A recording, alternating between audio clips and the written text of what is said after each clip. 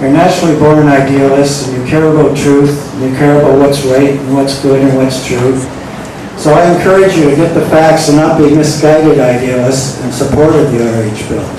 Many hands went up among you students that do support it, and I'm not surprised. You're subject to so much propaganda in favor of it.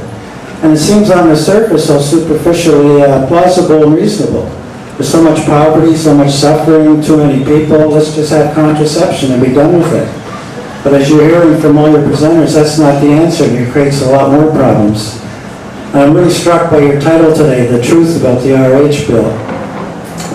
Attorney Sisson mentioned St. Thomas Aquinas. He's always been one of my favorites. And there's a very important principle that St. Thomas developed in the history of philosophy and theology. And I encourage you to remember this in your own studies. And this was in the 12th century, and he discussed the principle of the unity of truth.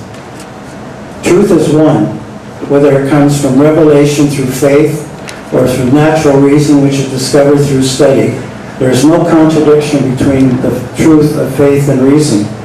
And all through academic history and the history of the world, people have tried to have two truths.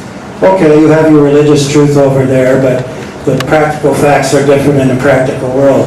I can be a Catholic and I can be for the RH bill. I can be for contraception and abortion. I can be for freedom of choice. Well, that's living on the principle of two truths. And St. Thomas would say, no, there's only one truth. One is right and one is wrong. And you have to discover there's no contradiction between the two. And all your presenters today have tried to show you through economics, through law, through medicine, how the teachings of the church coincide with all the practical truths, that the RH bill is just wrong. I think the doctor's presentation on the 3 ways the pill works, and one of them is abortive. If it doesn't stop the sperm from getting through the cervical mucus, and if it doesn't stop the sperm and ovum from uniting in a fallopian tube, it takes 3 to 5 days for that fertilized egg, that embryo, to come down the tube to implant in the uterus, and then the pill, the hormonal contraception, will prevent implantation. So that's an early abortion at day 5. And the bill, the RH bill, Responsible Parenthood bill, does not care about that. It's completely silent about that. It talks about modern methods of contraception.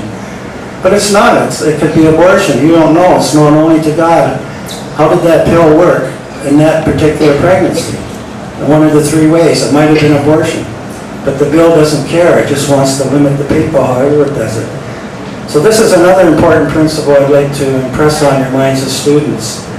Not only the principle of the unity of truth, but the principle of intellectual honesty. The RH bill is intellectually dishonest. It does not care about the truth. It cares about certain policy goals of population control. And as far as the economics were mentioned about the multinationals, it's not just the World Health Organization, it's multi-national capitalists like the Rockefeller Foundation, Bill Gates, Warren Buffett. They all have billions of dollars in the population control foundations.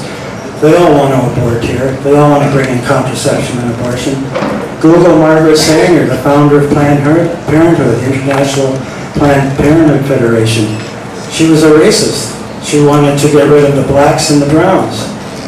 And if you go to the United States, you look at Planned Parenthood abortion clinics, they're in black neighborhoods and Hispanic neighborhoods. And they would love to come and set up in your Filipino neighborhoods. They are not your friends. What they want is not your development. What they want is your cheap labor, your natural resources, and your markets for the few people that are left that can buy their high-tech manufactured products. There are a lot of international political forces behind what's going on, and you as students should learn about all this. Don't be naive about it. You know, it can just become pawns. And this is not a freedom choice bill. As has also been pointed out, there's severe penalties of imprisonment and fines. You can lose your job if you're a healthcare worker and won't go along with it. Don't want to refer people for it. You can lose your retirement benefits, and even cover someone like myself for writing this book and giving this talk. Under that bill law right now, I can be deported. I can be arrested, imprisoned, and deported summarily without any recourse to Bureau of Immigration Procedural Safeguards. This bill was written by foreign invaders who want to come into the Philippines, make it like the rest of the world, and we're one of the last countries that has ever been able to withstand it all. Poland, Ireland, the Philippines, the little island of Malta, and some African countries have been able to withstand the international birth control abortion and population control forces. And why? Because you're Christians, because you're Catholics, you're a predominant Catholic country. So I commend everyone in the principle of the unity of truth, of not only looking at religious truth, but all the practical scientific truths. But I think Catholic moral theology is also an academic discipline. We should learn more about that. And the only reason you're going to stop this bill is if the Catholic people and the Catholic bishops are strong enough to prevent the latest push coming to a head of the international birth control, abortion, and population control movements who would love to run roughshod over your Catholic religion, your Catholic culture, your Philippines culture, your national laws. They do that all over the world, and they don't care. They'll tell you. These are backward laws, backward cultures. We're the enlightened progressive ones, and we're going to come in and we're going to teach these people how to contracept and abort and control their populations. It's a very arrogant, it's a cultural genocide.